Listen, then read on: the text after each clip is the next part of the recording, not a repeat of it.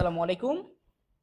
Admission batch 2024-25 সকলকে আজকের marketing প্রথম পত্রের লিখিত অংশের ক্লাসে স্বাগতম। আজকে আমরা মার্কেটিং প্রথম পত্রের কিছু গুরুত্বপূর্ণ লিখিত প্রশ্ন আসতে পারে ঢাকা ইউনিভার্সিটিতে, সেই সকল প্রশ্ন নিয়ে আলোচনা করব ইনশাআল্লাহ।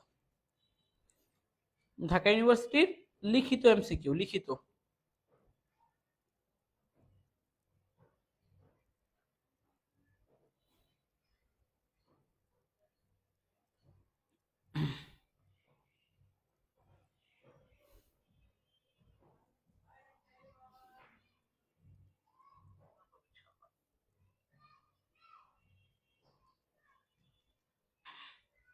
ওকে,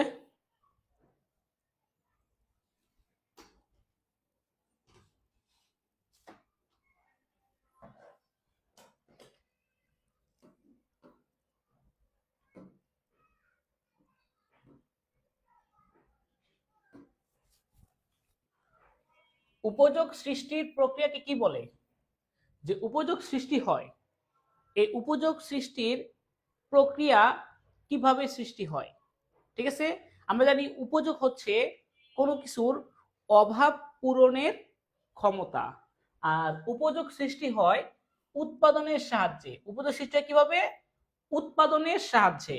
আপনি যখন উৎপাদন করবেন কোনো কিছু, উৎপাদন করার মাধ্যমে একটা কিছুর উপযোগ সৃষ্টি হবে। ঠিক আছে, আর এই উপযোগ কি করে? উপযোগ আমাদের এই উপযোগ আমাদের অভাব অভাব পূরণ করে থাকে। এক কথায় উপযোগ আমাদের অভাব পূরণ করে থাকে।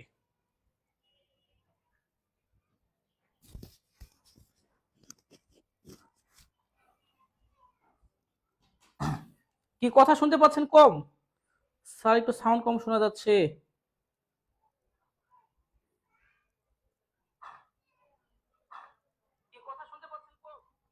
না, ঠিকই তো আছে।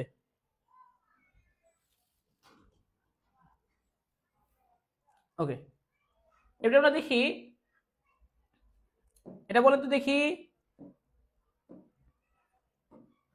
উৎপাদনের প্রত্যক্ষভাবে কোন উপযোগ সৃষ্টি করে? একই কথা, উৎপাদনের সাহায্যে কোনো কিছু উৎপাদন করবেন, আপনি শরবত উৎপাদন করবেন, জামা কাপড় উৎপাদন করবেন, বা আপনি কোনো কিছু উৎপাদন করার সাথে সম্পর্কিত হচ্ছে আমাদের কিসের? উৎপাদন প্রত্যক্ষভাবে কোন উপযোগ সৃষ্টি করে? উৎপাদনের মাধ্যমে যে উপযোগ সৃষ্টি হয় সেটা হচ্ছে আমাদের রূপগত। উৎপাদনের সাহায্যে রূপগত উপযোগ সৃষ্টি হয়। আর যেটা হচ্ছে শিল্পের কাজ, উৎপাদন হচ্ছে শিল্পের কাজ, শিল্প পণ্য উৎপাদন করে এবং এর মাধ্যমে রূপগত উপযোগ সৃষ্টি হয়। আশা করি এটা নিয়ে কোনো ডাউট নেই আপনাদের। উৎপাদনের মাধ্যমে কোন ধরনের উপযোগ সৃষ্টি হয়? রূপগত উপযোগের সৃষ্টি হয়। ঠিক আছে, এরপরটা দেখি আমরা, গার্মেন্টস শিল্পে কোন ধরনের উপযোগ সৃষ্টি করে? একই কথা, গার্মেন্টস শিল্প কি করে? গার্মেন্টস শিল্প আমাদের পোশাক উৎপাদন করে।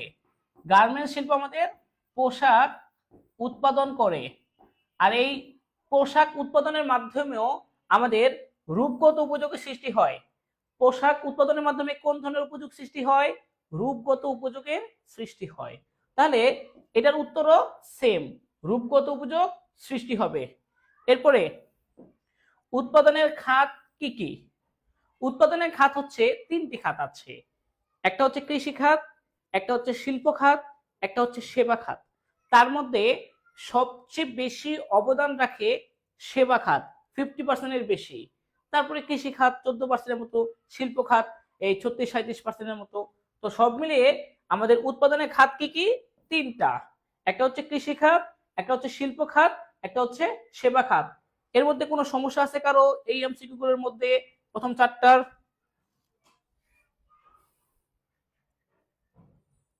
ঠিক আছে, এতে এর সাথে আপনাদের এমসিকিউ প্র্যাকটিস হয়ে যাবে অনেকটা। কোনো সমস্যা আছে এইটুকুর মধ্যে? ওকে, ধরে নিচ্ছি কারো সমস্যা নেই এখানে। উৎপাদনের বাহন কাকে বলে? মনে রাখবেন, উৎপাদনের বাহন হচ্ছে শিল্প। উৎপাদনের বাহন হচ্ছে শিল্প, এবং এর সাহায্যে একটু আগে যে বলছি রূপগত উপযোগের সৃষ্টি হয়। উৎপাদনের বাহন হচ্ছে শিল্প রূপগত উপযোগের সৃষ্টি করে। এরপর হচ্ছে উৎপাদনের উপকরণের অনুপাতকে কি বলে? আমরা জানি অনুপাত হচ্ছে এরকম, উপরে হচ্ছে আমাদের আউটপুট আর নিচে হচ্ছে ইনপুট, অর্থাৎ উপরে হচ্ছে আমাদের উৎপাদনের পরিমাণ আর নিচে হচ্ছে আমাদের উপকরণ। উপরে হচ্ছে উৎপাদন আর নিচে হচ্ছে উপকরণ। আউটপুট হচ্ছে উৎপাদন আর উপকরণ হচ্ছে আমাদের ইনপুট। এই হচ্ছে আমাদের উৎপাদন উপকরণ এর অনুপাতকে কি বলে? উৎপাদন উপকরণ এর অনুপাতকে বলা হয় উৎপাদনশীলতা। উৎপাদনশীলতা। উৎপাদন উপকরণের অনুপাতকে কি বলা হয়? উৎপাদনশীলতা। উপরে হচ্ছে আউটপুট, নিচে হচ্ছে ইনপুট। ঠিক আছে, আশা করি এটা মনে রাখবেন। তাহলে আমাদের উৎপাদন উপকরণের অনুপাতকে বলা হয় উৎপাদনশীলতা। এরপরে প্রশ্ন হচ্ছে, এটা একটু দেখি আমরা অঙ্কটা। হ্যাঁ, 8 ঘন্টায় 20 জন শ্রমিক 400 একক পণ্য উৎপাদন করা হলে শ্রমের উৎপাদনশীলতা কত? আমরা জানি শ্রমের উৎপাদনশীলতা সমান সমান উপরে হচ্ছে উৎপাদন একক, নিচে হচ্ছে শ্রম ঘন্টা। তো উৎপাদন একক কত একক উৎপাদন করছে? মোট 400 একক। 400 একক। আর শ্রমের উৎপাদনশীলতার জন্য কয় ঘন্টা শ্রম দিচ্ছে? 8 ঘন্টায় শ্রম দিচ্ছে। 8 ঘন্টা ডিভাইড বাই 8 ঘন্টা। 400 একক উৎপাদন করা হয়েছে 8 ঘন্টায়। তাহলে আমাদের শ্রমের উৎপাদনশীলতা কত? আমরা দেখি, শ্রমের উৎপাদনশীলতা 8/400 ভাগ 8, তাহলে কত আসবে? 400 কে যদি 8 দ্বারা ভাগ করেন তাহলে আমাদের মনে হয় আসবে 50 একক। অর্থাৎ প্রতি ঘন্টায় 50 একক পণ্য উৎপাদন করা যাবে শ্রমের উৎপাদনশীলতা। এই অঙ্কটা কি ক্লিয়ার? একটু জানান আমাকে, এটা বুঝতে পারছেন কিনা 8 নম্বরটা?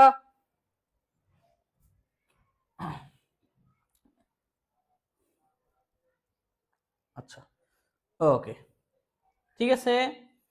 তারপর 50 একক। একটু আরেকটা প্রশ্ন দেখি আমরা, যে দেখেন ক্রয়কৃত 1 লক্ষ টাকার কাঁচামাল হতে 75,000 টাকার কাঁচামাল, কত টাকার? 75,000 টাকার কাঁচামাল ব্যবহার করে 3 লক্ষ টাকার দ্রব্য উৎপাদিত হলে কাঁচামালের উৎপাদনশীলতা কত? কিসের উৎপাদনশীলতা? কাঁচামালের। তো কাঁচামাল ব্যবহার করছি কতটুকু? কাঁচামাল ব্যবহার করছি 75,000।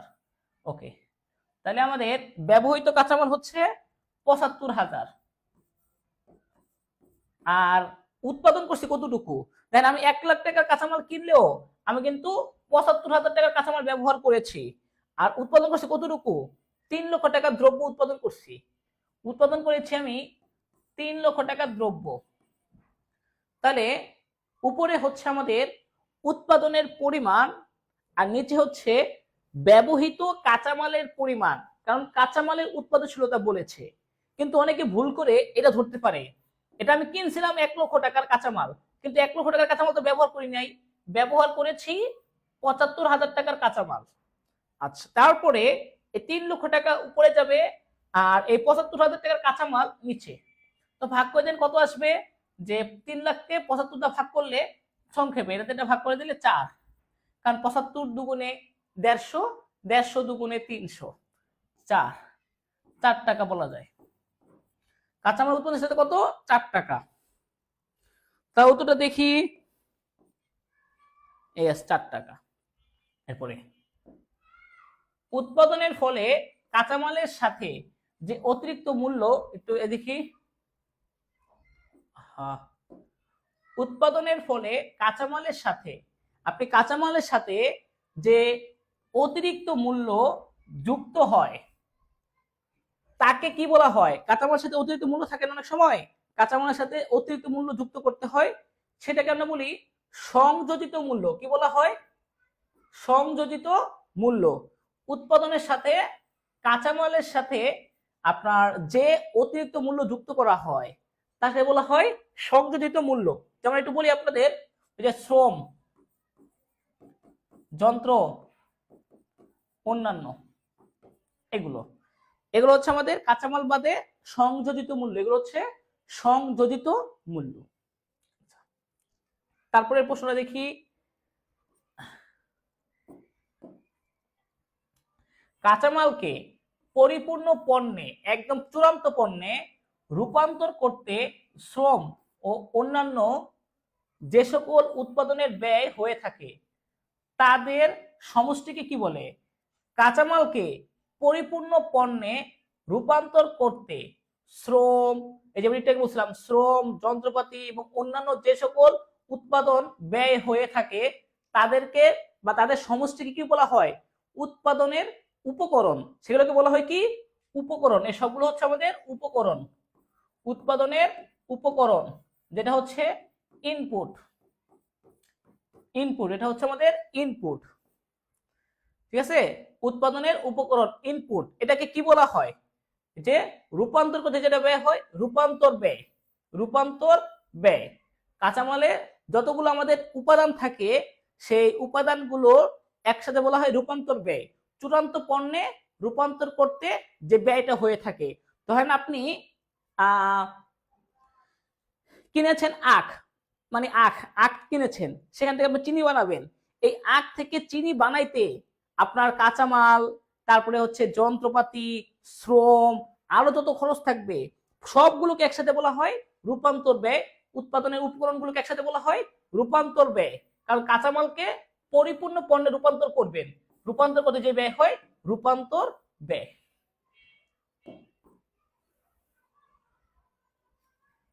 কাঁচামাল রূপান্তরকরণের মাধ্যমে কোন কাজটি সম্পাদন হয়? রূপান্তর করার মাধ্যমে কোন কাজটি সম্পন্ন হয়? রূপান্তর করে এটা হচ্ছে রূপগত উপযোগের সৃষ্টি হয়। উপযোগ হচ্ছে রূপগত উপযোগের সৃষ্টি হয়। কাঁচামালকে রূপান্তরকরণের মাধ্যমে রূপগত উপযোগের সৃষ্টি হয়। আর এটা মূলত উৎপাদনের কাজ করে। কিসের কাজ করে? উৎপাদন,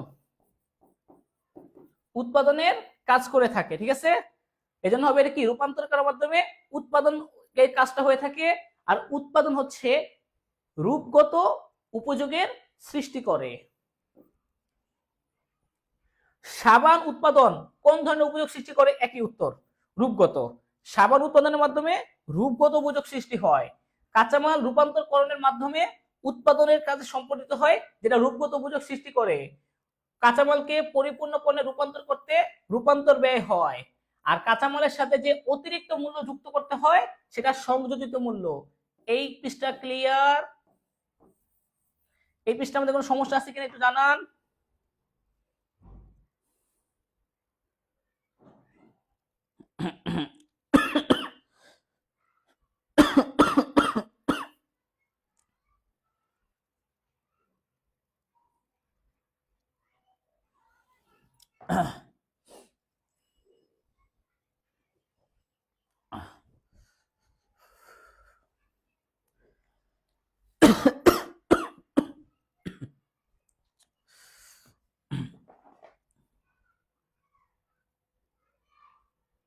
আলহামদুলিল্লাহ ক্লিয়ার। আচ্ছা ঠিক আছে, ওকে।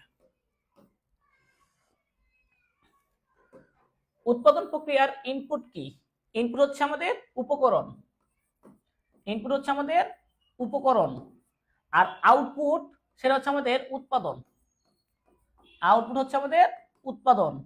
ইনপুট হচ্ছে উপকরণ, আউটপুট হচ্ছে আমাদের এই যে উৎপাদনের উপকরণ। উপকরণ হচ্ছে ইনপুট, উপকরণ দিয়ে কতটুকু আউটপুট পাওয়া যাচ্ছে সেটা হচ্ছে উৎপাদন করা যাচ্ছে। কতটুকু উপকরণ ব্যবহার, কতটুকু উৎপাদন পাচ্ছি করতে।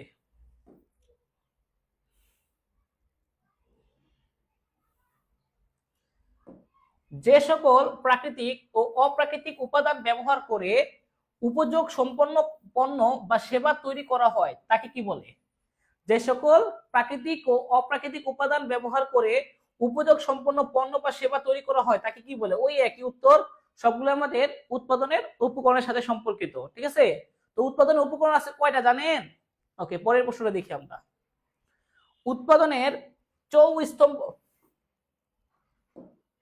উৎপাদনের চৌস্তম্ভ কাকে বলে? চৌস্তম্ভ মানে চারটা উপাদান। এটা হচ্ছে আমাদের ভূমি, শ্রম, মূলধন এবং সংগঠন। এর মধ্যে মনে রাখবেন এই দুইটা হচ্ছে আমাদের মৌলিক উপাদান। এটা হচ্ছে প্রাকৃতিক, এটা হচ্ছে শুধু এটা হচ্ছে প্রাকৃতিক উপাদান। আর এটা হচ্ছে আমাদের শ্রমটা হচ্ছে জীবন্ত উপাদান। মূলধন হচ্ছে উৎপাদিত উপাদান, উৎপাদনের উৎপাদিত উপাদান। সংগঠন হচ্ছে সমন্বয়কারী, তিনটা উপাদানকে একসাথে করে, এই জন্য এটা করা হয় সমন্বয়কারী। মূল ভূমি হচ্ছে প্রাকৃতিক উপাদান, শ্রম হচ্ছে জীবন্ত উপাদান, আর এই দুইটা উপাদান হচ্ছে মৌলিক উপাদান। আর মূলধন হচ্ছে উৎপাদিত উপাদান, কারণ মূলধন হচ্ছে সহায়তা করে, এই ভূমি শ্রম দিকে সহায়তাকারী মূলধন। আর সংগঠন হচ্ছে ভূমি, শ্রম, মূলধন এই তিনটা উপাদানকে একসাথে সমন্বয় করে হচ্ছে সংগঠন। টোটাল উৎপাদনের উপকরণ কয়টি? 4টি। প্রাকৃতিক উপাদান কোনটা? ভূমি। এটুকু ক্লিয়ার?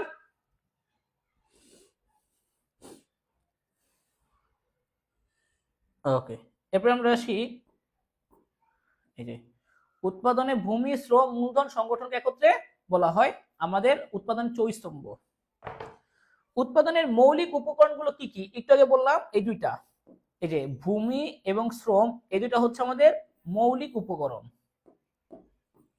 ঠিক আছে, ভূমি ও শ্রম। উৎপাদনের উৎপাদিত উপকরণ কোনটি? উৎপাদনের উৎপাদিত উপকরণ যেটা উৎপাদনকে সহায়তা করে, যেটা হচ্ছে যেটা দিয়ে উৎপাদিত হয় আপনার হচ্ছে ভূমি, এই মূলধন, যেটা মূলধনের অংশটাকে আমরা এটাকে ব্যবহার করি, আমরা ভোগ করি না। মূলধনটাকে আমরা ভোগ করি, এটা ভবিষ্যতে ব্যবহার করার উদ্দেশ্যে এটা আমরা কাজে লাগাই। মূলধনের একটা অংশ আস্তে আস্তে আমাদের কি হয়, ওই কোনো কিছু আমরা উৎপাদন করতে গেলে মূলধনের একটা অংশ রাখি, সেটা বিনিয়োগ করার মাধ্যমে ভূমি, শ্রম এই দুটাকে সহায়তা করি। সর্বোপরি এই উৎপাদনের উৎপাদিত উপকরণটা হচ্ছে আমাদের মূলধন। উৎপাদনের উৎপাদিত উপকরণটা হচ্ছে মূলধন। উৎপাদনের কোন উপকরণটি বাকি উপকরণগুলোর সমন্বয়? ওই যে একটু আগে বলছি সমন্বয়, তার মানে হচ্ছে আমাদের সমন্বয় করতে সাহায্য করে হচ্ছে সংগঠন। উৎপাদনের সংগঠন উপাদানটা, এই যে সংগঠন উপাদানটা আমাদের সহায়তা করে, কিসে সহায়তা করে? কোনো কিছু তৈরি আপনার হচ্ছে ভূমি, শ্রম, মূলধনকে একসাথে করতে। উৎপাদনের আদি বা প্রাথমিক উপাদান কোনটি?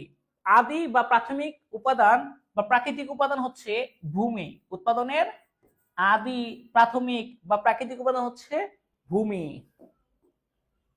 আচ্ছা, এরপরে হচ্ছে উৎপাদনের কোন উপকরণ যোগান সীমিত, মানে চাইলেই আপনি বাড়াইতে পারবেন না, এটা ফিক্স করা, এটা সৃষ্টিকর্তার দান, সেটা হচ্ছে ভূমি। আকাশ, বাতাস, নদ নদী, প্রাকৃতিক যত সম্পদ, খনিজ পদার্থ, আলো, সূর্যের আলো সহ বাতাস, এগুলো সব হচ্ছে আমাদের এই ভূমির সাথে সম্পর্কিত।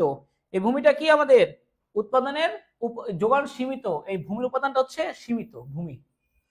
এটুকু ক্লিয়ার কিনা এটা বলেন, তাহলে আমরা পরের পৃষ্ঠা যাবো। আবার এই চারটার মধ্যে কোনো সমস্যা আছে? এগুলো তো সহজ পড়াই, খুব কঠিন পড়া না।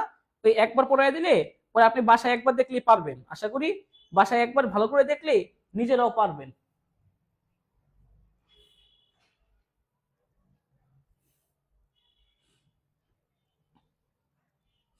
এখন একবার ক্লিয়ার করে ফেলেন, ভালো করে একবার পড়ার মধ্যে দুইবার করে ফেলেন, যেন বাসায় একবার দেখলেই হয়ে যায়, কারণ এত ঝামেলা রাখার সময় নেই। একবার করে দেখেন, এখন দুইবার করে পড়বেন এখন, আর পরে বাসায় একবার পড়বেন, শেষ। সবচেয়ে দেখি তো, বলেন তো সবচেয়ে ধ্বংসশীল উৎপাদনের উপকরণ কোনটি? একদম ধ্বংসশীল, সবার আগে ধ্বংস হয়ে যায়, সবচেয়ে প্রথমে ধ্বংস হয়ে যায় কি? সেটা হচ্ছে শ্রম। শ্রমটা হচ্ছে সবচেয়ে ধ্বংসশীল উপাদান শ্রম। জীবন্ত উপাদান, ধ্বংসশীল উপাদান, এটাই। উৎপাদনে একমাত্র জীবন্ত বা মানবীয় উপাদান একই কথা, সেটা হচ্ছে শ্রম। কারণ শ্রম দিয়ে থাকে কারা? শ্রম দেয় হচ্ছে মানুষরা। শ্রম দেয় হচ্ছে মানুষ। মানুষ হচ্ছে জীবন্ত, এই জন্য এটাকে বলা হয় জীবন্ত উপাদান। কিন্তু ভূমি, মূলধন, সংগঠন এর কোনো জীবন নাই।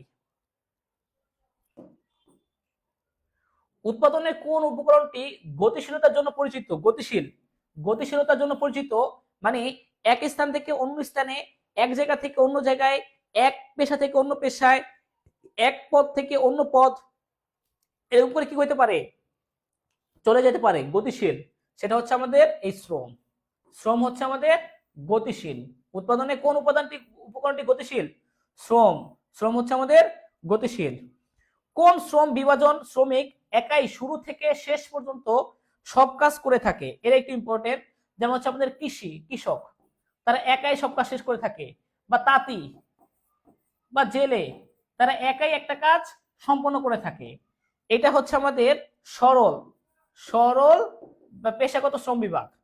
এটা হচ্ছে সরল, ঠিক আছে? এটা হচ্ছে আমাদের সরল বা পেশাগত শ্রম বিভাজন। এখানে আপনার কি করে? একাই একাই শুরু থেকে শেষ পর্যন্ত কাজ শেষ করে। আর আরেকটা আছে আপনার যে কাজ, ধরেন একজন কাপড় কেটে দেয়, একজন আপনার কাপড় সেলাই করে, একজন বোতাম লাগায়, আরেকটা অংশ আপনার প্যাকেজিং করে, আরেকটা অংশ বিক্রি করে। এই যে 5-6টা ধাপ, অর্থাৎ বিভিন্ন অংশ অংশ অংশ করে কাজ করে পরিপূর্ণ পণ্য উৎপাদিত হয় সবার অংশে কাজের শেষে, সেই ধরনের হচ্ছে জটিল শ্রম বিভাগ, ঠিক আছে?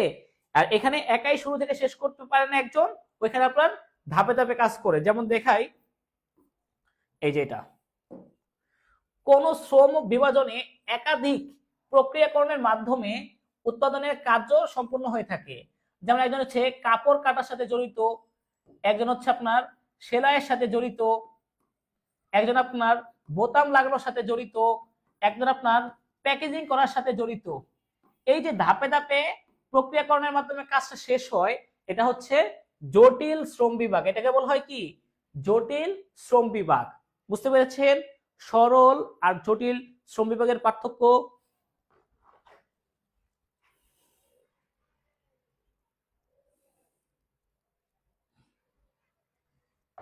আচ্ছা, এরপরে হচ্ছে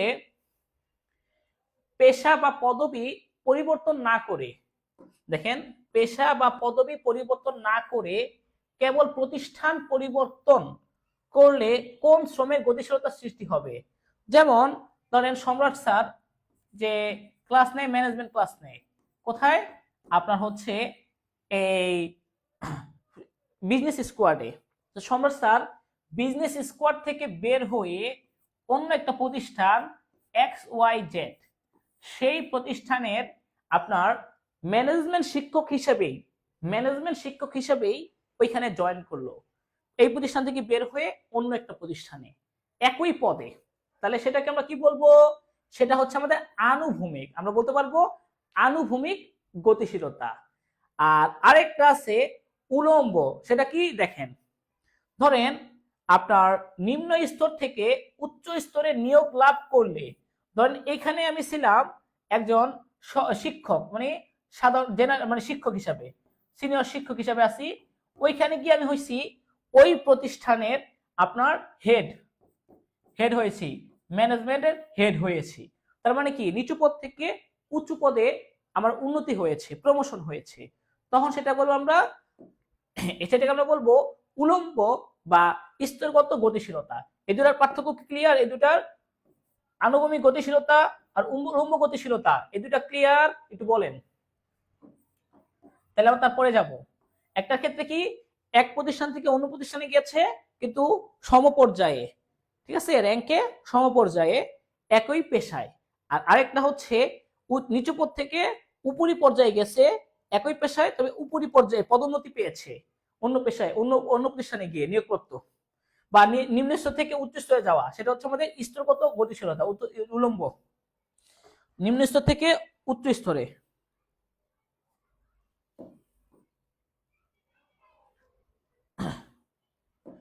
অতীত উৎপাদনের ফল যা ভবিষ্যতে আয় সৃষ্টিতে সহায়তা করে তাকে কি বলা হয়? অতীত উৎপাদনের ফল ভবিষ্যতে আয় সৃষ্টি করে। আয় সৃষ্টি করতে পারে কি? ভূমি, শ্রম, মূলধন না সংগঠন? নিঃসন্দেহে আয় সৃষ্টি করা হয় মূলধনের সাহায্যে। ঠিক আছে, আয় সৃষ্টি করা কিভাবে? আপনার মূলধনের সাহায্যে। মূলধন গঠনের পর্যায়ে কি কি মনে আছে আমাদের? এর মূলধন গঠনের পর্যায়ে হচ্ছে প্রথমে আয়, আয় থেকে সঞ্চয়, সঞ্চয় থেকে সঞ্চয়গুলো সংগ্রহ, সংগ্রহ থেকে সেটা বিনিয়োগ। এই হচ্ছে আমাদের মূলধন গঠনের পর্যায়।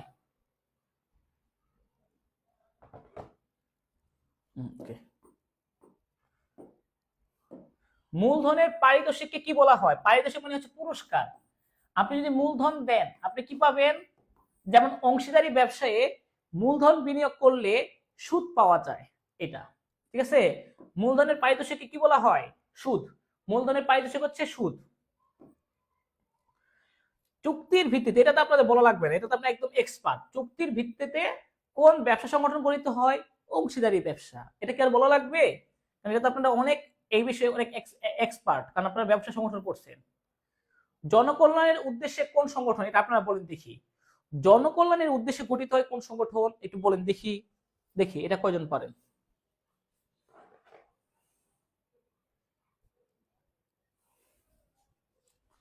জনকল্যাণের উদ্দেশ্যে গঠিত প্রতিষ্ঠান কোনটা?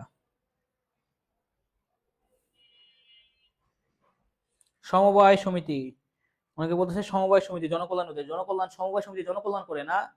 সমবায় সমিতি হচ্ছে সদস্যদের কল্যাণ সাধন করে। জনকল্যাণ করবে কেন? সদস্যদের কল্যাণ সাধন করে। সমবায় যারা বলতেছেন তারা নিশ্চিত জিরো পাবেন, কারণ জিরোর বেশি তো দিতে পারবে না, সর্বোচ্চ জিরো দিবে। আহা, এটা পারলেন না। জনকল্যাণের উদ্দেশ্যে গঠিত ব্যবসা সংগঠন হচ্ছে কোনটা? রাষ্ট্রীয় সংগঠন। রাষ্ট্রীয় সংগঠন জনকল্যাণের উদ্দেশ্যে, এটা আপনাদের এক শিখাইতে হবে। শোনেন, এক মালিকানা, অংশীদারি, যৌথ মূলধনী, এগুলো সব উদ্দেশ্য হচ্ছে মুনাফা অর্জন। আর সমবায় সমিতি এর উদ্দেশ্য হচ্ছে আপনার সদস্য দ্বারা থাকে, সদস্যদের কল্যাণ, সদস্যদের কল্যাণ সাধন। আর আরেকটা হচ্ছে রাষ্ট্রীয় ব্যবসা। রাষ্ট্রীয় ব্যবসার উদ্দেশ্য, প্রধান উদ্দেশ্য হচ্ছে জনকল্যাণ। এগুলো ভালো করে জানতে হবে, এগুলো তো দরকার।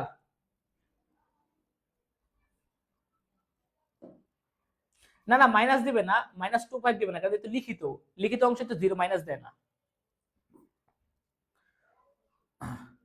সদস্যদের আর্থসামাজিক কল্যাণ সাধন কোন সংগঠনের উদ্দেশ্য? এটা মাত্র বলছি, সমবায় সমিতির উদ্দেশ্য। এবার এটা বলেন তো, দেশি বিদেশি উদ্যোক্তার সমন্বয়ে ব্যবসা পরিচালিত হয় কোন সংগঠনে? দেশি এবং বিদেশি, অর্থাৎ দেশি বিদেশি মিলে উদ্যোক্তার সমন্বয়ে যে ব্যবসা গঠিত হয় তাকে বলা হয় যৌথ উদ্যোগে ব্যবসা।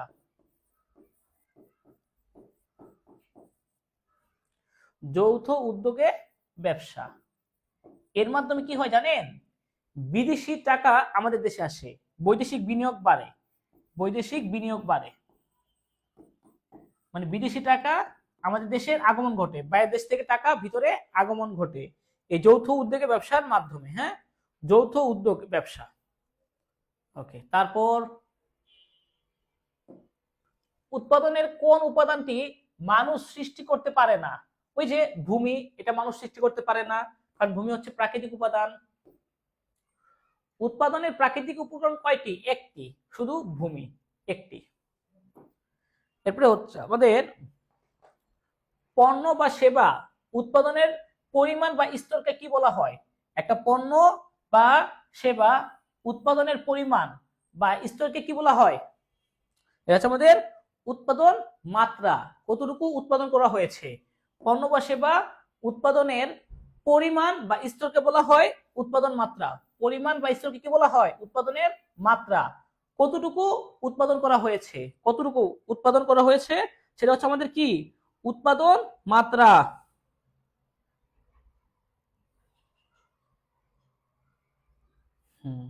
উৎপাদন মাত্রা। আচ্ছা, বাংলাদেশের জাতীয় উৎপাদনে বেশিরভাগ কোন পরিসরের শিল্প থেকে আসে? এটা বলেন তো, জাতীয় উৎপাদনের বেশিরভাগ কোন শিল্প থেকে আসে? ক্ষুদ্র, মাঝারি না বৃহৎ? এটা অনেকে দিবে বৃহৎ, অনেকেই বলবে এটাকে যে বৃহৎ খাত থেকে মনে হয় সবচেয়ে বেশি উৎপাদন আসে, কিন্তু না। বাংলাদেশের বেশিরভাগ খাত কোন পরিসর শিল্প খাত থেকে আসে? এটা নিঃসন্দেহে আপনার ক্ষুদ্র মাঝারি শিল্প। ক্ষুদ্র মাঝারি শিল্প বাংলাদেশে প্রচুর পরিমাণে ক্ষুদ্র মাঝারি শিল্প, কিন্তু বৃহৎ শিল্প তো সেই পরিমাণে নাই। কারণ বৃহৎ শিল্প হচ্ছে টাকা পয়সা বেশি লাগে, লোকবল বেশি লাগে, পরিচালনায় ঝামেলাও বেশি। তো বাংলাদেশের জাতীয় উৎপাদনে বেশিরভাগ কোন পরিসর থেকে আসে? ক্ষুদ্র মাঝারি শিল্প থেকে আসে। অধিক জনশক্তি, অধিক পুঁজি, কারিগরি দক্ষতা কোন শিল্পে দরকার পড়ে? ক্ষুদ্র শিল্পে, বৃহৎ শিল্পে না মাঝারি শিল্পে বেশি দরকার হয়?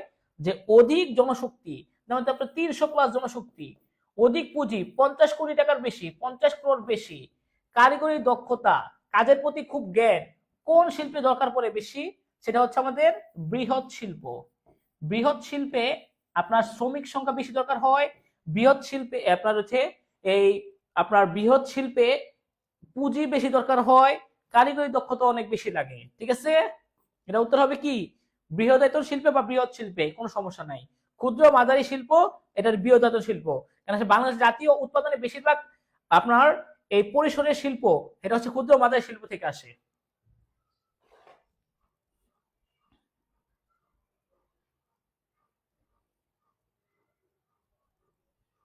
ওকে,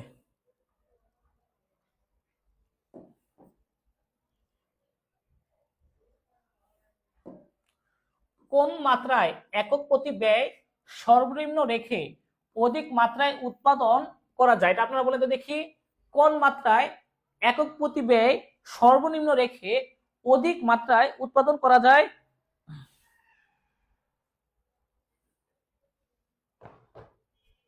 হ্যাঁ, এটা বৃহৎ। আর যেখানে আপনার একক প্রতি ব্যয় সর্বনিম্ন এবং অধিক মাত্রায় উৎপাদন করা যাবে, এমন যে এটা আছে, যে আপনার এটাকে কোন ধরনের উৎপাদন মাত্রা বলে? নিঃসন্দেহে সর্বনিম্ন ব্যয় হচ্ছে আমাদের কাম্য উৎপাদন মাত্রা। সর্বনিম্ন ব্যয় হচ্ছে কাম্য উৎপাদন মাত্রায় আপনার উৎপাদন, এটা হচ্ছে আমাদের কাম্য মাত্রার উৎপাদনে। এখানে আপনার সর্বনিম্ন ব্যয়ে সর্বোচ্চ পরিমাণে উৎপাদন করা সম্ভব। ব্যয় কি হয়? গড় ব্যয় সর্বনিম্ন, সবচেয়ে কম ব্যয়। এটা এটা গুরুত্বপূর্ণ। হ্যাঁ, আচ্ছা, উৎপাদনের পরিমাণ হ্রাস বৃদ্ধির সাথে পরিবর্তিত হয় কোন ব্যয়? যেমন আপনি যদি 100টা পণ্য উৎপাদন করেন, আপনার ব্যয় হচ্ছে 300 টাকা। 200 পণ্য উৎপাদন করলে ব্যয় হবে 600 টাকা। 400 পণ্য উৎপাদন করলে ব্যয় হবে আপনার 1200 টাকা। এটা কোন ধরনের ব্যয়? এই যে 300 টাকা, 600 টাকা, 1200 টাকা, এই যে উৎপাদনের পরিমাণ হ্রাস বৃদ্ধির সাথে সম্পর্কিত, তার মানে এটাকে বলা হয় পরিবর্তনশীল ব্যয়। এটাকে বলবো কি? পরিবর্তনশীল ব্যয়। অর্থাৎ উৎপাদনের পরিমাণ হ্রাস বৃদ্ধির সাথে পরিবর্তন হবে এমন শিল্প, এমন ব্যয়কে বলা হয় পরিবর্তনশীল ব্যয়। আর যেটা পরিবর্তন হয় না সেটা হচ্ছে স্থায়ী ব্যয়, ফিক্সড কস্ট।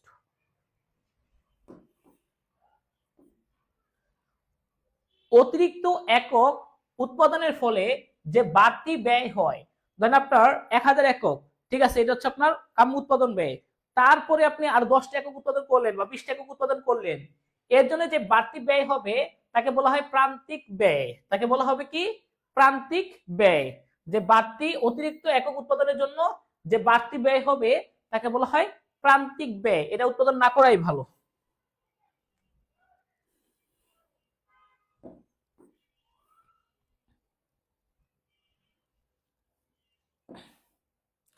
কোনো বিষয়ে কোনো ব্যক্তি বা প্রতিষ্ঠানের আর্থিক অবস্থা স্বতন্ত্রভাবে, দেখেন, স্বতন্ত্রভাবে আলোচনা না করে জাতীয় বা দেশের অর্থ ব্যবস্থার সামগ্রিকভাবে আলোচনা করা হয়।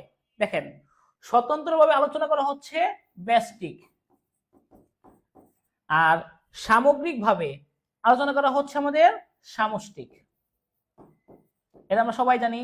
ব্যষ্টিক হচ্ছে একটা প্রতিষ্ঠান নিয়ে আলোচনা করা, পুরো বাংলাদেশের ব্যাংক ব্যবস্থা নিয়ে আলোচনা করবেন, সেটা সামষ্টিক। ঠিক আছে, তো এটাকে কি বলা হবে? সামষ্টিক অর্থনীতি। ব্যষ্টিক এবং সামষ্টিক অর্থনীতির পার্থক্য বুঝতে পারছেন? ব্যষ্টিক হচ্ছে যেটা হচ্ছে আমাদের যে পুরো একক একক কোনো প্রতিষ্ঠান, একক কোনো ব্যাংক, একক কোনো বিষয় নিয়ে আলোচনা করা। আর সামষ্টিক হচ্ছে সামগ্রিকভাবে পুরো ওভারঅল অর্থ ব্যবস্থা সম্পর্কে, দেশের অবস্থা সম্পর্কে, সেটা হচ্ছে সামষ্টিক অর্থনীতি। ওকে, জিডিপি অর্থাৎ গ্রোথ ডোমেস্টিক প্রোডাক্ট সবসময় আমাদের বাজার মূল্যে মূল্যায়ন করা হবে। কোন মূল্যে? বাজার মূল্যে। জিডিপি হচ্ছে আমাদের বাজার মূল্যে মূল্যায়ন করা হবে। ওকে, তারপরে হচ্ছে জিডিপি হচ্ছে কি? জিডিপি হচ্ছে গ্রোথ ডোমেস্টিক প্রোডাক্ট। এইখানে বিদেশিদের ইনকাম থাকবে না, শুধু দেশের ভৌগোলিক সীমার মধ্যে, পুরো দেশের ভৌগোলিক সীমানার মধ্যে যতটুকু উৎপাদন, এইটুকুই। বাহিরের দেশ থেকে যে টাকা আসতেছে প্রবাসীদের, সেটা ইনকাম এখানে ইনক্লুড করা যাবে না, এখানে শুধু ডোমেস্টিকটা আসবে। আর জিএনপি গ্রোথ ন্যাশনাল প্রোডাক্ট, সেখানে আপনার বাইরের দেশের ইনকামটাও ইনক্লুড করা যাবে। এই যে এটাকে বলা হয় যে দেশের ভৌগোলিক সীমার অভ্যন্তরে, অভ্যন্তরে বলেছে, তার মানে এটা হচ্ছে জিডিপি। একটি নির্দিষ্ট সময়ে মানে 1 বছর সাধারণত দেশি বিদেশি জনসংখ্যার মোট উৎপাদিত পণ্য বা সেবার আর্থিক মূল্যকে কি বলা হয়? জিডিপি। আর দেশের অথবা বিদেশে অবস্থানরত কোন দেশের নাগরিক দ্বারা মোট উৎপাদিত পণ্যের আর্থিক মূল্যকে বিদেশের মানে প্রবাসীদের আয় থেকেও ইনক্লুড করা হবে, সেটা হচ্ছে GNP, growth national product. Growth national product.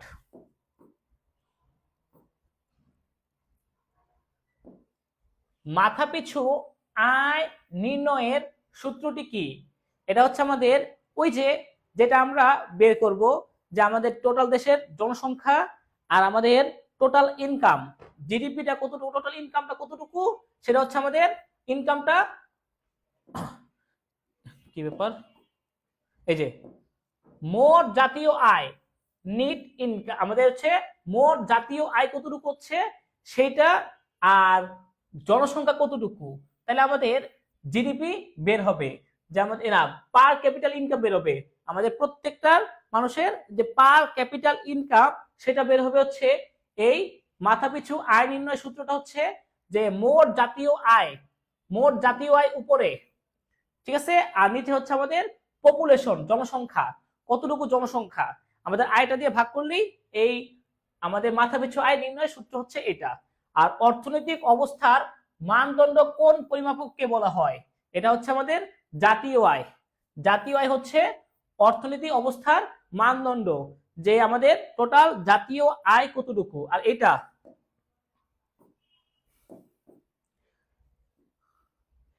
CPI এর পুনরূপ কি? CPI, consumer price index. Consumer price index, CPI এর পুনরূপ হচ্ছে কনজিউমার প্রাইস ইন্ডেক্স।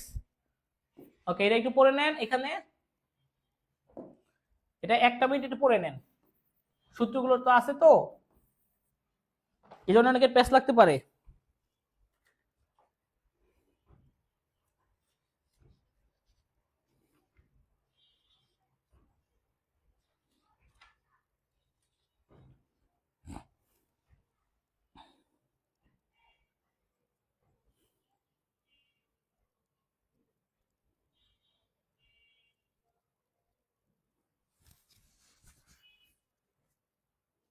এই অধ্যায়টা ইকোনমিক্সের সাথে সম্পর্কিত বেশি, তো এখান থেকে প্রশ্ন এই জন্য বেশি করেন না, বুঝছেন? শিখে দেখেন, অল্প অল্প অল্প যেটুকু দেখাচ্ছে তুমি দেখে দেখলেই হবে।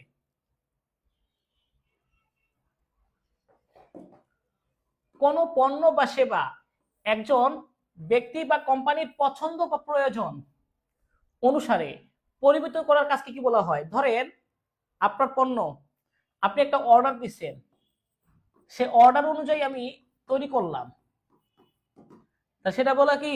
সেটাকে আমরা অর্ডার অনুযায়ী তৈরি করলাম, আমরা কি বলবো?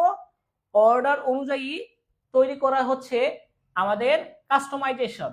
কাস্টমাইজেশন, কাস্টমারের প্রয়োজন পছন্দ অনুযায়ী তৈরি করা, হ্যাঁ, কাস্টমাইজেশন, কাস্টমারের প্রয়োজন অনুযায়ী তৈরি করা। ওকে, তারপরে বলছে কি, সুষ্ঠুভাবে কাঁচামালকে চূড়ান্ত দ্রব্যে রূপান্তর করতে গৃহীত ব্যবস্থাপকীয় কার্যাবলীর সমষ্টিকে কি বলা হয়? একটা কাঁচামালকে সুষ্ঠুভাবে পুরা চূড়ান্ত দ্রব্যে রূপান্তর করার জন্য যেই সকল কার্যক্রম আছে, ব্যবস্থাপকীয় কার্যক্রম, তাদের সমষ্টিকে কি বলা হয়? ওই যে উৎপাদন ব্যবস্থাপনা। একদম উৎপাদনের যাবতীয় সকল কাজের সমষ্টি উৎপাদন ব্যবস্থাপনাকে বলা হয়।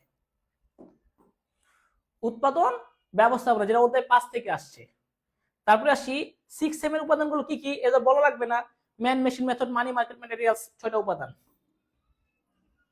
আর 7 নম্বর উপাদান হচ্ছে ম্যানেজমেন্ট। 7 নম্বর যদি বলতো 7M, একটা যুক্ত হইতো কি, ম্যানেজমেন্ট। ম্যানেজমেন্ট 6M এর পরেরটা। বিপণন মিশ্রণের উপাদানগুলো কি কি? উপাদান মিশ্রণ, যেটা 4P, product, price, place, promotion. এই হচ্ছে 4টা উপাদান, যা ধারণা দিয়েছেন কে? McCarthy. Product, price, place, promotion, যেটা ধারণা দিয়েছেন ম্যাকার্থি।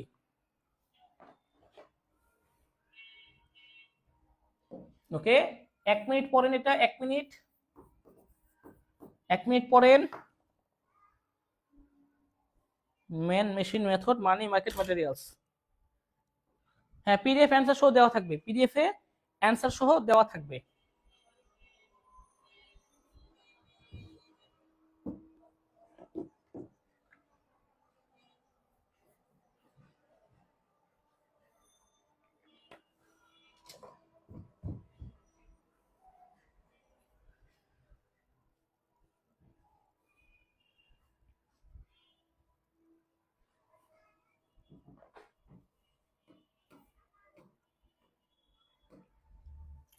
ক্রয় করার আগে সেবা কেমন হবে তা বোঝার উপায় থাকে না। আপনি একটা পণ্য ক্রয় করবেন, পণ্যটার আগে বুঝতে পারবেন যে পণ্যটা আসলে কিরকম, কিন্তু সেবা, এটা আপনি ক্রয় করে গ্রহণ না করা পর্যন্ত বুঝতে পারবেন না সেটা কি। এটা হচ্ছে সেবার অদৃশ্যমানতা। সেবাকে যেন দেখা যায় না, সেবা হচ্ছে অদৃশ্যমানতা, অস্পর্শনীয়তা। যা আমাদের এই কোর্সে ভর্তি না হলে আপনার বুঝতে পারবেন না আমাদের সেবা কিরকম। বা আপনি একটা সেবা, ডাক্তারের কাছে না গেলে বুঝতে পারবেন না ডাক্তারের সেবাটা কিরকম।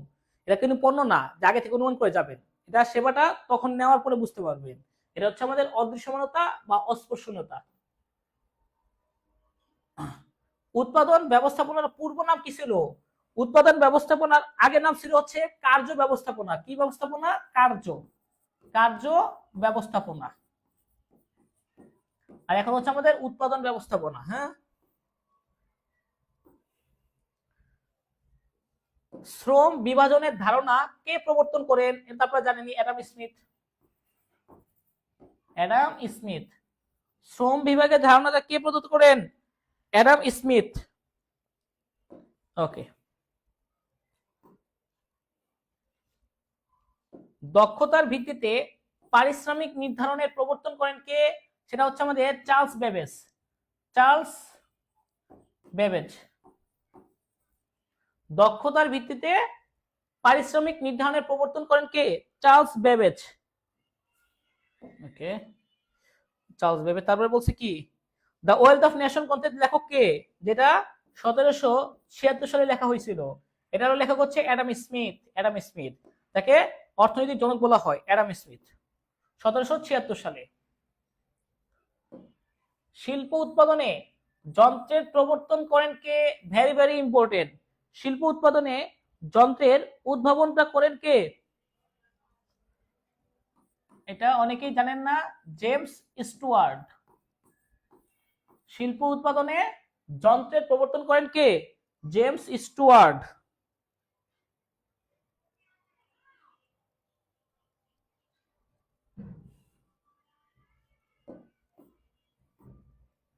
বৈজ্ঞানিক ব্যবস্থার জন্য কেগুলো বলা লাগবে না, এগুলো এফডব্লিউ টেইলর, এটা আপনারা জানেন।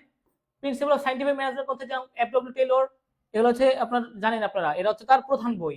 এটা হচ্ছে তার প্রধান বই, এফডব্লিউ টেইলরের প্রধান বই, এর ম্যানেজমেন্টে পড়ছেন। এটা না, ওকে। পণ্যের আকার আকৃতি ও মান নির্দিষ্ট করার কাজ কি বলা হয়? এই যে আকার আকৃতি, আকার আকৃতি হচ্ছে ডিজাইন, নকশা, পণ্যের নকশা, ডিজাইন। এটা হচ্ছে আকার আকৃতি, হচ্ছে পণ্যের ডিজাইনের সাথে সম্পর্কিত, পণ্যের ডিজাইন। ও এরপর হচ্ছে আমাদের প্রতিষ্ঠানের পণ্য ডিজাইন কোন বিভাগ করে থাকে? এটা হচ্ছে আমাদের কারিগরি বিভাগ পণ্য ডিজাইনের সাথে সম্পর্কিত, কারিগরি বিভাগ। প্রতিষ্ঠানের পণ্য ডিজাইন করে কে?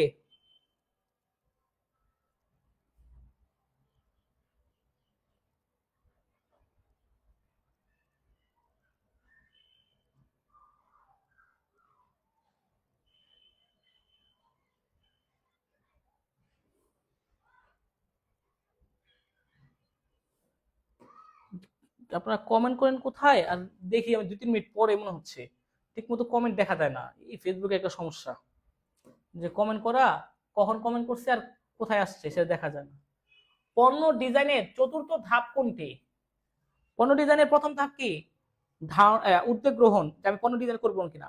ধারণা উন্নয়ন, যে কি ডিজাইন করব, বাজার গবেষণা করা, আর্থিক সামর্থ্য বিবেচনা, প্রতিষ্ঠানের সামর্থ্য আছে কিনা সে পণ্য ডিজাইন করার। আপনার হচ্ছে তারপর 4 নম্বরটা হচ্ছে এই পরীক্ষামূলক উৎপাদন, 5 নম্বর হচ্ছে চূড়ান্ত উৎপাদন। তাহলে 4 নম্বর ধাপ কি? পরীক্ষামূলক উৎপাদন। 4 নম্বর ধাপ হচ্ছে পরীক্ষামূলক উৎপাদন, যা বাজারে চূড়ান্ত পণ্য উৎপাদন করার আগে একটু কয়েকটি উৎপাদন করে দেখেন বাজারে কেমন চলতেছে।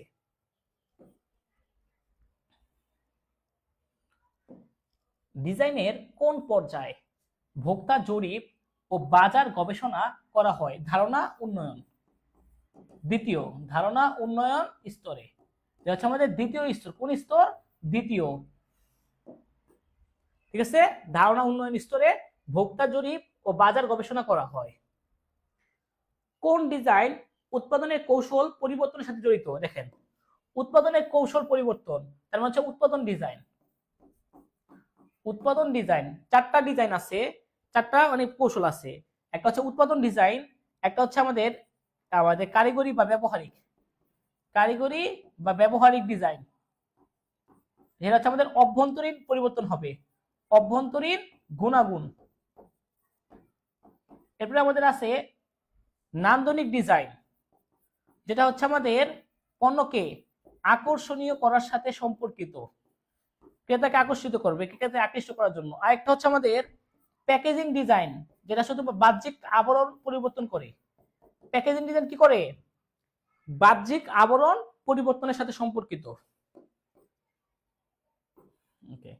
কোন ডিজাইনে উৎপাদন খরচ কমানো বা উৎপাদন প্রক্রিয়া প্রযুক্তি নির্ভর করার সাথে সম্পর্কিত, মানে কিভাবে আধুনিক কৌশল অবলম্বন করে উৎপাদন খরচ কমানো যায়, সেটা হচ্ছে আমাদের উৎপাদন ডিজাইন।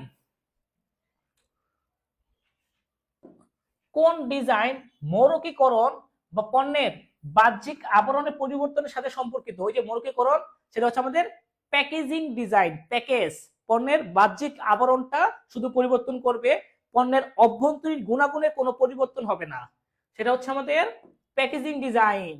এটা একটু ভালো করে পড়বেন, এগুলো গুরুত্বপূর্ণ। মোবাইলের 5G সুবিধা, 3G 5G অর্থাৎ 4G থেকে 5G যুক্ত করার মাধ্যমে কোন ডিজাইনের সাথে সম্পর্কিত? এটা হচ্ছে কি? অভ্যন্তরীণ গুণাগুণ পরিবর্তন হচ্ছে, অভ্যন্তরীণ গুণাগুণ পরিবর্তন হচ্ছে, সেটা হচ্ছে আমাদের প্যাকেজিং ব্যবহারিক ডিজাইন। ব্যবহারিক মানে হচ্ছে কারিগরিটা। এরপর দেখেন, একটি পদ্ধতি যেখানে পণ্য, সেবা বা ব্যবসা প্রক্রিয়াকরণের মান নিরবিচ্ছিন্নভাবে উন্নয়নের জন্য কোম্পানির সকল লোক কাজ করে, তাকে কি বলা হয়? এই ব্যবস্থাপনা ব্যবসা প্রতিষ্ঠানের মানটা কন্টিনিউয়াসলি ইমপ্রুভমেন্ট করার চেষ্টা করে, সেটা হচ্ছে মান ব্যবস্থাপনা। আমরা সেটাকে বলবো কি? সার্বিক মান ব্যবস্থাপনা। ঠিক আছে। আচ্ছা, একটা মাত বাদ দিচ্ছে, যে কোন ডিজাইন পণ্যের বাহ্যিক সৌন্দর্য বৃদ্ধি করে? নান্দনিক ডিজাইন। নান্দনিক ডিজাইন পণ্যের বাহ্যিক সৌন্দর্য বৃদ্ধি করে, নান্দনিক ডিজাইন। এটা বাদ চলে গেছিল। আচ্ছা, একটি পদ্ধতি যেখানে পণ্য বা সেবা প্রক্রিয়ার মান নিরবিচ্ছিন্নভাবে উন্নয়নের চেষ্টা করা হয়, সার্বিক মান ব্যবস্থাপনা। এটা 7ম অধ্যায়ে আছে, সার্বিক মান ব্যবস্থাপনা।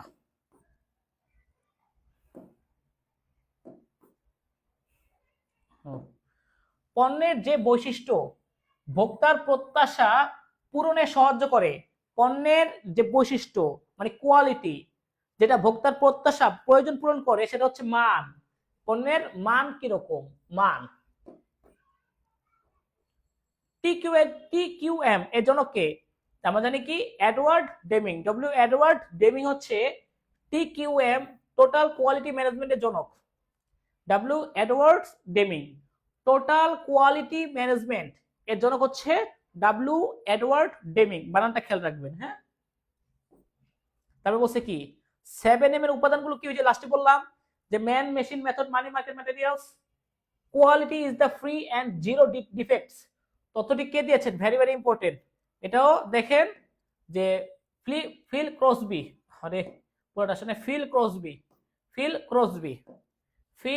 ক্রসবি quality is free and zero defect. এই তথ্যটা দিয়েছেন হচ্ছে আপনার ফিল ক্রসবি। এগুলো হচ্ছে মুখস্থ রাখতে হবে। এগুলো মুখস্থ রাখতে হবে, হ্যাঁ। যদি আয়সা পড়ে যেমন দিতে পারেন।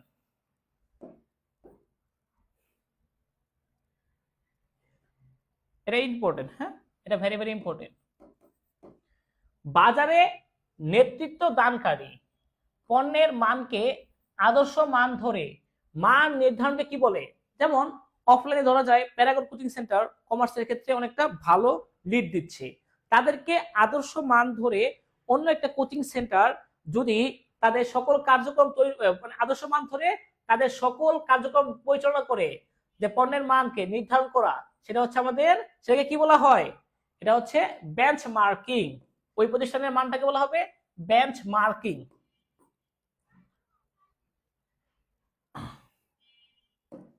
ওকে, এইটুকু ক্লিয়ার করে দেখেন। তারপরে উৎপাদনের পূর্বেই নিম্নমান প্রতিরোধে যে খরচ হয় তাকে কি ধরনের ব্যয় বলে? প্রতিরোধমূলক ব্যয়। উৎপাদন করেন নাই, তার পূর্বেই যেমন ত্রুটিমুক্ত ব্যয়, ত্রুটিমূলক ব্যয়, যে ত্রুটি হতে পারে, এই ধরনের ব্যয়গুলো, যে উৎপাদনের পূর্বেই নিম্নমান প্রতিরোধে যে খরচ হয় তাকে বলা হয় কি? আমাদের প্রতিরোধমূলক ব্যয় বা প্রিভেনশন কস্ট। এটা যেমন এক্সাম্পল করে দেখেন, এই যে ত্রুটি চিহ্নিতকরণের ব্যয় কোন ধরনের নিম্নমানের ব্যয়? উৎপাদনিত ব্যয়। ত্রুটি চিহ্নিতকরণ ব্যয় হচ্ছে প্রতিরোধমূলক ব্যয়। ত্রুটি চিহ্নিতকরণ ব্যয় কি? প্রতিরোধমূলক ব্যয়। যেন আগে থেকে ত্রুটি চিহ্নিত করছি, যেন সেটা পণ্য বিক্রি করার আগেই ত্রুটি চিহ্নিত করতে হবে, কোনো ভুল ত্রুটি হচ্ছে কিনা, প্রতিরোধমূলক ব্যয়। আবার বলছে কি মান নিশ্চিতকরণ এর পূর্ব শর্ত কি? আগে মান নিয়ন্ত্রণ করতে হবে। মান নিশ্চিত করে পূর্ব শর্ত কি? মান নিয়ন্ত্রণ করতে হবে, মান নিশ্চিত করে পূর্ব শর্ত। এরপরে আরেকটা প্রশ্ন দেখাই, পুনঃ ডিজাইনের ব্যয়, এটাও একই প্রতিরোধমূলক ব্যয়। পুনঃ ডিজাইন করার ব্যয় হচ্ছে প্রতিরোধমূলক ব্যয়, ত্রুটি চিহ্নিতকরণ ব্যয় হচ্ছে প্রতিরোধমূলক ব্যয়, মান নিশ্চিতকরণের পূর্ব শর্ত হচ্ছে মান নিয়ন্ত্রণ। বাজারের নেতৃত্ব দানকারী, এটা একটু ইম্পর্টেন্ট বেশি, বাজারের নেতৃত্ব দানকারী পণ্যের মানকে আদর্শ মান ধরে নির্ধারণ, আপনার কোনো কিছু নির্ধারণকে কি বলা হয়? বেঞ্চমার্কিং। বাজারে যে নেতৃত্ব দিচ্ছে তাকে আদর্শ মান ধরা। আর উৎপাদনে মান নিশ্চিতকরণের পূর্ব শর্ত হচ্ছে মান নিয়ন্ত্রণ করতে হবে আগে, যেন আপনার মানটা কন্ট্রোলের মধ্যে থাকে। আর এই উৎপাদনের পূর্বে যেটা হয়, নিম্নমান প্রতিরোধে ব্যয় প্রতিরোধমূলক ব্যয়, ত্রুটি চিহ্নিতকরণ হচ্ছে প্রতিরোধমূলক ব্যয়, পুনঃ ডিজাইনের ব্যয় হচ্ছে প্রতিরোধমূলক ব্যয়। এটা 1 মিনিট পরেন।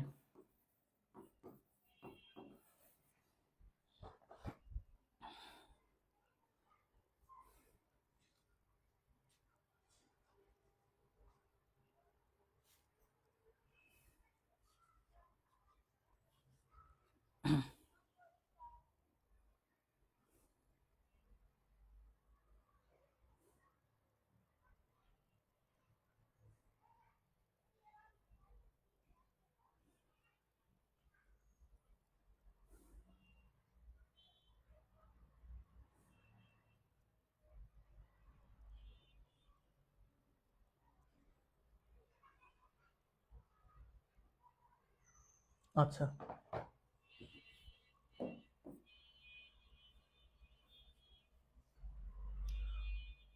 পরিদর্শনের ব্যয়, পরিদর্শন করতে যাবেন, তার জন্য আপনি যে মূল্যায়ন ব্যয়, পরিদর্শন ব্যয়টা হচ্ছে মূল্যায়ন ব্যয়ের সাথে সম্পর্কিত। হ্যাঁ, পরিদর্শনের ব্যয় কি?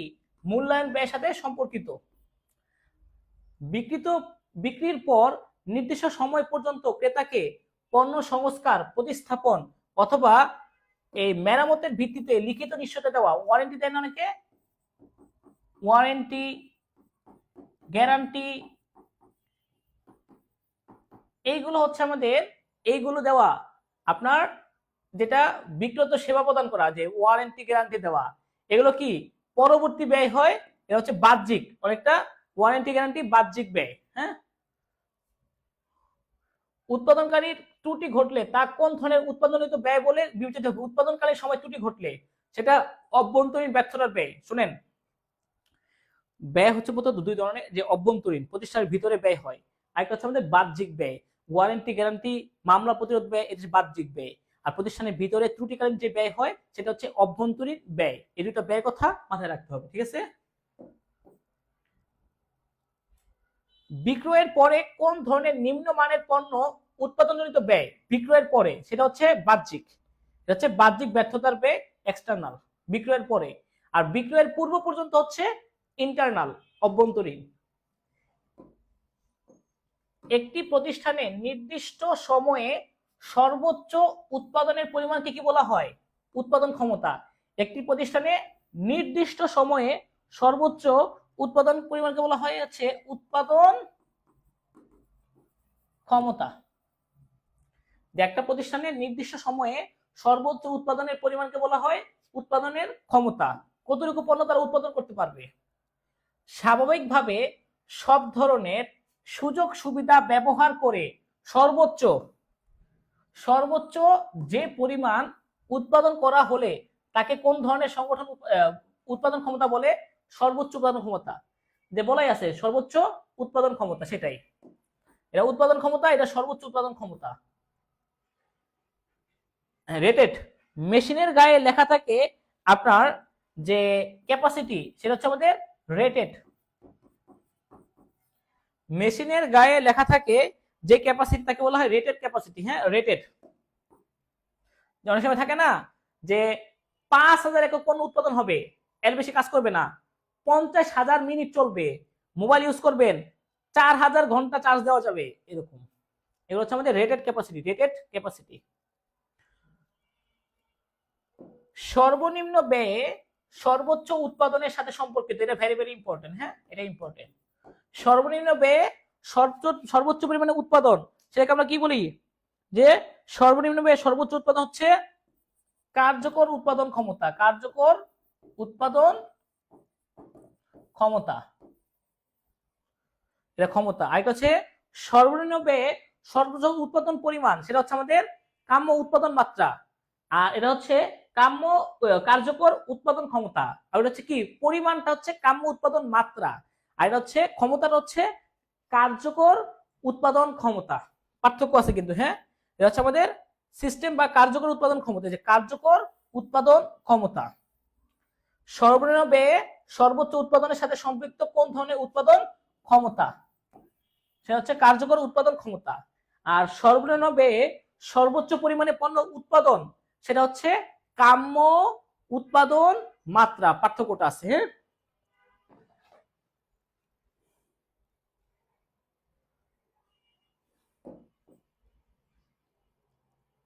এবার একটু অঙ্কের মাধ্যমে একটু দেখাই। হ্যাঁ, প্রশ্নটা দেখেন, সর্বোচ্চ উৎপাদন ক্ষমতা 250 একক, কার্যকর উৎপাদন ক্ষমতা 150, গড় উৎপাদন ক্ষমতা 100 একক হলে কার্যকর উৎপাদনের সদ্ব্যবহার কত? বলছে কি কার্যকর, কার্যকর উৎপাদন ক্ষমতা উপরে হচ্ছে গড়, গড় উৎপাদন ক্ষমতা, আর নিচে হচ্ছে আমাদের কার্যকর বলছে না, তাহলে কার্যকর, কার্যকর উৎপাদন, গড় উৎপাদন ডিভাইড বাই কার্যকর উৎপাদন। গড় উৎপাদন কত? ওই যে গড় উৎপাদন হচ্ছে 150, আর কার্যকর উৎপাদন কত? কার্যকর না, গড় উৎপাদন হচ্ছে 100, গড় উৎপাদন হচ্ছে 100, আর কার্যকর উৎপাদন ক্ষমতা হচ্ছে 150। 100 ভাগ 150, ওই লাস্টে 100টা গুণ করে দিব আমরা, তাহলে 100কে 150 দিয়ে ভাগ করবেন আর 100টা গুণ করে দিবেন, তাহলে কত আসবে? 100কে 100 দ্বারা ভাগ করলে 3/2, মানে 67, এরকম 67%, 66.7%, বা 67, যেটা 66.67%। উপরে হচ্ছে 150, 100, আর নিচে হচ্ছে 150, এটা। তারপর আরেকটা অঙ্ক দেখেন, সর্বোচ্চ উৎপাদন ক্ষমতা 200 একক, সর্বোচ্চ উৎপাদন ক্ষমতা হচ্ছে 200 একক, কার্যকর উৎপাদন ক্ষমতা 100 একক, আর গড় উৎপাদন ক্ষমতা 75 হলে সর্বোচ্চ উৎপাদন ক্ষমতা সদ্ব্যবহার। সর্বোচ্চ উৎপাদন ক্ষমতা বলছে, তাহলে উপরে গড়, উপরে থাকবে গড় উৎপাদনই সেম, আর নিচে চলে আসবে হচ্ছে আমাদের সর্বোচ্চ উৎপাদন ক্ষমতা, সর্বোচ্চ উৎপাদন। প্রশ্ন দেখি, গড় উৎপাদন কত? গড় উৎপাদন হচ্ছে 75, আর সর্বোচ্চ উৎপাদন 200। 75, সর্বোচ্চ উৎপাদন ক্ষমতা 200, তাহলে গড় উৎপাদন ক্ষমতা 75, তাহলে কত হবে? করে দেখেন, এটা অর্ধেক করে দিলেই হয়ে যাবে, 37.5%। ঠিক আছে? তার মানে কি আমরা বুঝতে পারতেছি কি, যে উপরে থাকবে ফিক্সড, উপরে গড় উৎপাদন ক্ষমতা ফিক্সড, আর যদি বলে কার্যকর উৎপাদন ক্ষমতা, তাহলে নিচে কার্যকর উৎপাদন ক্ষমতা থাকবে, যদি বলে সর্বোচ্চ উৎপাদন ক্ষমতা, নিচে সর্বোচ্চ উৎপাদন ক্ষমতা থাকবে।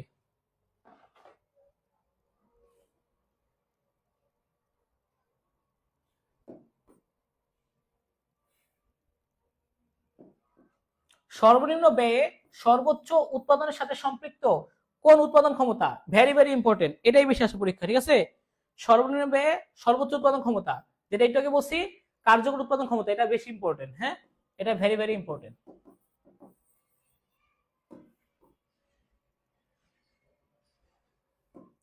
কোন অঞ্চলে ব্যবসা স্থাপন করলে কর অবকাশ পাওয়া যায়? সেটা হচ্ছে আমাদের গ্রামাঞ্চলে। গ্রামাঞ্চলে যদি আপনি ব্যবসা স্থাপন করেন, তাহলে আপনি কর অবকাশ পাবেন কিছুটা। হ্যাঁ, কর অবকাশ পাবেন। এটুকু মুখস্থ করেন 1 মিনিট, আর 5 মিনিট লাগবে, শেষ করে দিব, আর 5 মিনিটের মধ্যে শেষ করে দিব।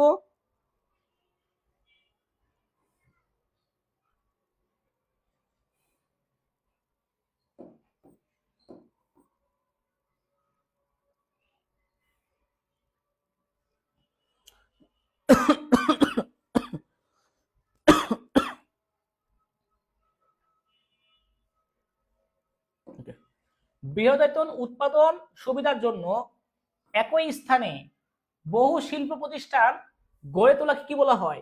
যেন মতিঝিলে আপনার বহু শিল্প প্রতিষ্ঠান গড়ে উঠেছে, একে কি বলা হয়? ব্যবসা স্থানীয়করণ। ব্যবসা স্থানীয় করা, ব্যবসা স্থানীয়করণ, ব্যবসা স্থানীয়করণ। তারপরে বলছি কি, প্রতিষ্ঠানের বিভাগ, উপবিভাগ, কর্মকেন্দ্রে আসবাবপত্র, যন্ত্রপাতি ইত্যাদি সাজানোকে কি বলা হয়? এটাকে বলা হয় হচ্ছে আমাদের বিন্যাস। এটাকে বলা হয় কি? বিন্যাস, যেটা ইংরেজিতে হচ্ছে লেআউট। এটা হচ্ছে কি, প্রতিষ্ঠানের বিভাগ, উপবিভাগ, কর্মকেন্দ্র, আসবাবপত্র, যন্ত্রপাতি, এগুলোকে কি করতে হবে? সঠিকভাবে সাজাইতে হবে, এগুলোকে বলা হয় বিন্যাস বা লেআউট। তারপর কোন লেআউটে উৎপাদন প্রক্রিয়ার কাজের প্রকৃতি, আচ্ছা একটু বাকি আছে,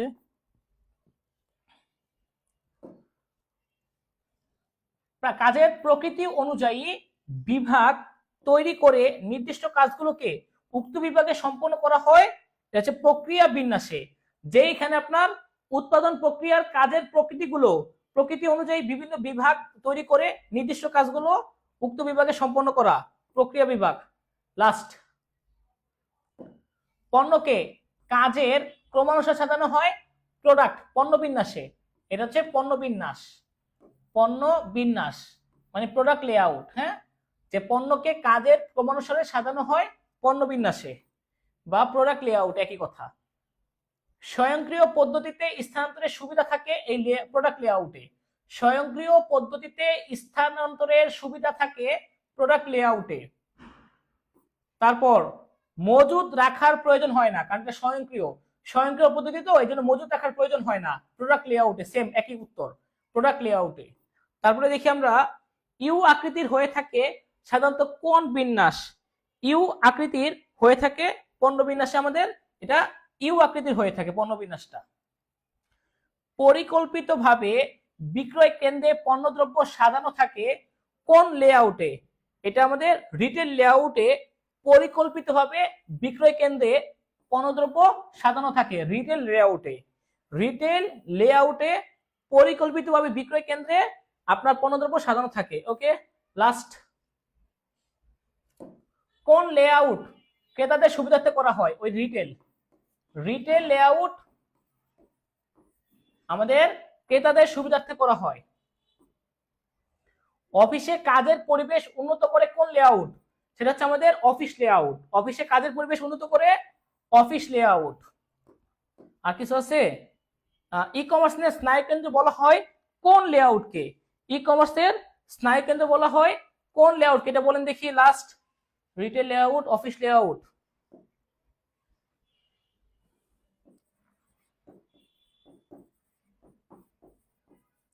গুদাম বিন্যাস। ওকে, ই কমার্সের স্নায়ুকেন্দ্র বলা হয় গুদাম লেআউটকে, গুদাম বিন্যাস। আর আছে? নাই। ওকে, কোন লেআউটে ক্রেতাদের সুবিধার্থে করা হয়? Retail layout. অফিসে কাজের জন্য অফিস লেআউট। ই কমার্সের স্নায়ুকেন্দ্র বলা হয় গুদাম বিন্যাসকে। এটা একটু ইম্পর্টেন্ট, আর বাকিগুলো তেমন ইম্পর্টেন্ট না। আর এই যে এটা, এই দুইটা ইম্পর্টেন্ট হতে পারে, ওইগুলো বেশি ইম্পর্টেন্ট না, জাস্ট একবার করে দিলাম। তবে যেগুলো মনে রাখা দরকার, যেগুলো ভেরি ভেরি ইম্পর্টেন্ট বলছি, এগুলো একটু মনে রাখলেই হবে। ঠিক আছে, আজকে এইটুকুই। আপনাদের স্লাইডটা দিয়ে দিচ্ছি, সবাই পড়ে নেবেন। ঠিক আছে,